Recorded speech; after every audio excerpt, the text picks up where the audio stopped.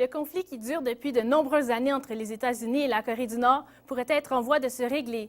L'Orchestre philharmonique de New York a fait un premier pas vers une réconciliation en donnant hier soir un concert historique dans la ville de Pyongyang. On rejoint Marie-Claude Pilon qui a assisté à l'événement. Marie-Claude, est-ce que les Américains ont été bien accueillis en Corée du Nord?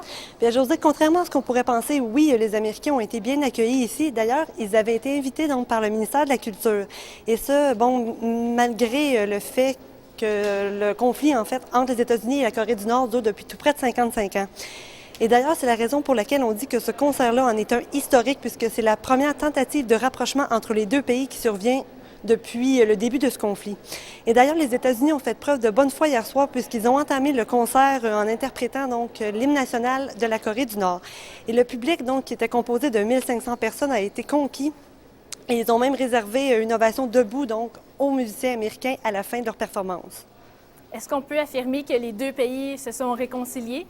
Bien, écoutez, José, pour l'instant, il est beaucoup trop tôt là, pour parler d'une réconciliation complète et totale en ce qui a trait donc, au conflit, puisque ça fait beaucoup trop longtemps que ce conflit-là dure. Mais cependant, on peut dire que les deux pays font de nombreux efforts là, pour que leur relation, pour que leur relation s'améliore.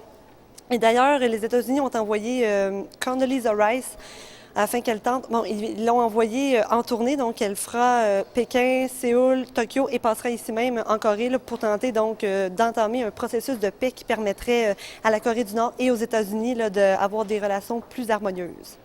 Merci Marie-Claude. Je vous en prie.